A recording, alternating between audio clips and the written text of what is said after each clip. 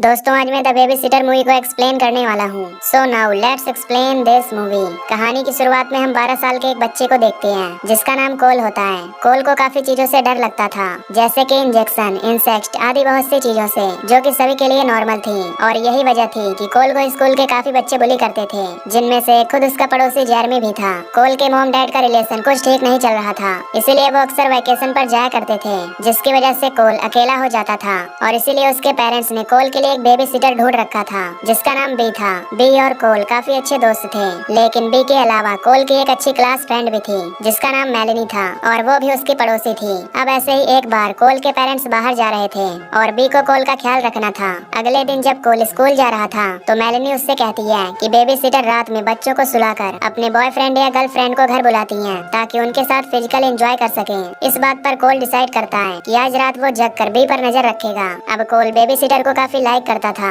इसलिए वो नहीं चाहता था कि कोई दूसरा आकर उसके साथ रिलेशन बनाए। अब घर आने के बाद कोल बी के साथ खेलता है और उसके साथ डांस करता है। अब ये दोनों साथ में डिनर करके मूवी देखते हैं। फिर जब रात के 11 बज जाते हैं तो कोल के सोने का टाइम आ जाता है। तभी सोने से पहले कोल मेलेनी से चैट करता है। मेलेनी उसे याद दिलाती है कि आज रात तुम्हें नीचे जाकर उस पर नजर रखना है, क्योंकि तुम्हारे सोने के बाद ही वो ये सब करेगी। तभी बी कोल को पीने के लिए ड्रिंक देती है जिससे उसे नींद आ जाए, लेकिन कोल उस ड्रिंक को नहीं पीता और फेंक देता है और सोने का नाटक करता है। अब जैसे ही बी उसके कमरे से बाहर जाती है तो कोल भी उसके पीछे पीछे जाने लगता है। तभी कोल देखता है कि बी ने वहाँ कुछ स्ट्रेंजर्स को बुलाया हुआ है और वो सभी ट्रूथ एंड डेयर गेम खेल रहे थे। इन स्ट्रेंजर्स का नाम था सोनिया, मैक्स, एलिसन, जॉन और सैमुअल। अब यहाँ बी को एक डेयर करना पड़ता है जिसमें उसे सभी लोगों को किस करना था। फिर वो एक एक करके सभी के पास जाकर उन्हें किस करती है। लास्ट में जब बी सैमुअल को किस करती है तो अचानक वो उसके सिर पर 2 चाकू घुसा देती है और रूम में मौजूद सभी सैमुअल के ब्लड को एक बर्तन में इकट्ठा करने लगते हैं। ये देखकर हमें पता चलता है कि बी उन सभी स्ट्रेंजर्स के साथ एक सैटेनिक रिचुअल करने वाली है। कोल ऊपर से ये सब देखकर काफी हैरान होता है। इसके बाद बी उन सब के सामने एक बुक रिवील करती है।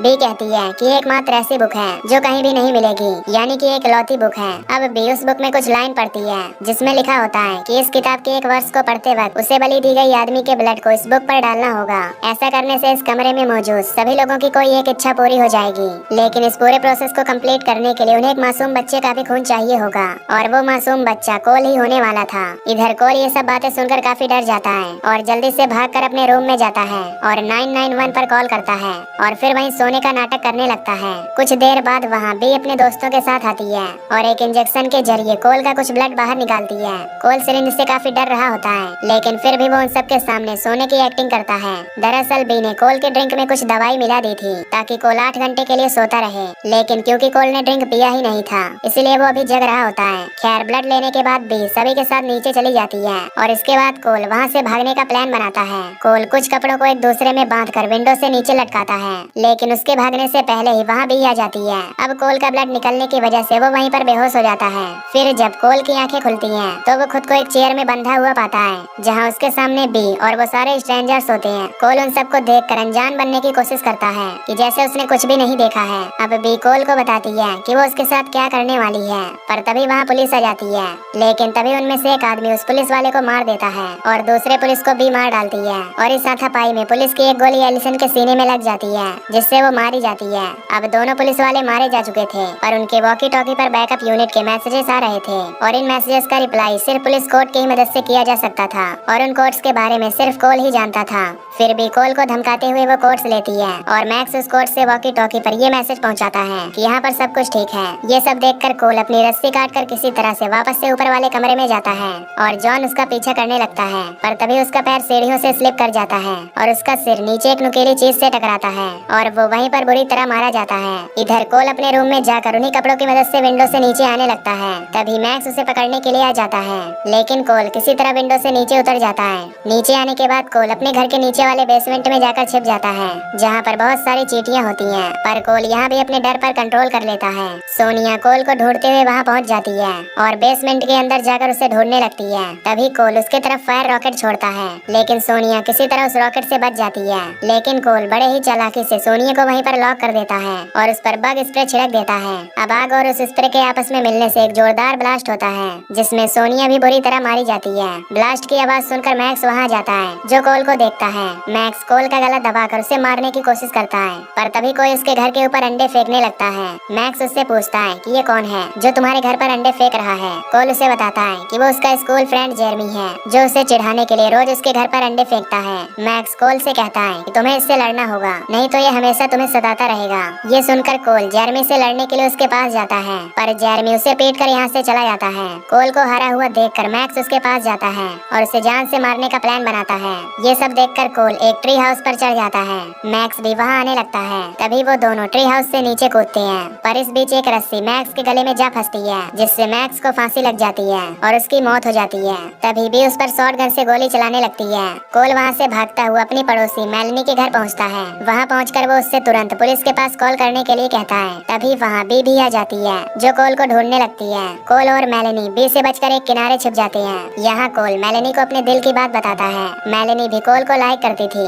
इसीलिए कोल उसे बचाने के लिए वहाँ से बाहर चला जाता है। बाहर जाकर कोल बी से चिल्लाकर कहता है कि मैं यहाँ हूँ। ये कहकर कोल वहाँ से भागता हुआ अपने घर आ जाता है। घर के अंदर कोल को एलिसन मरी हुई दिखाई देती है।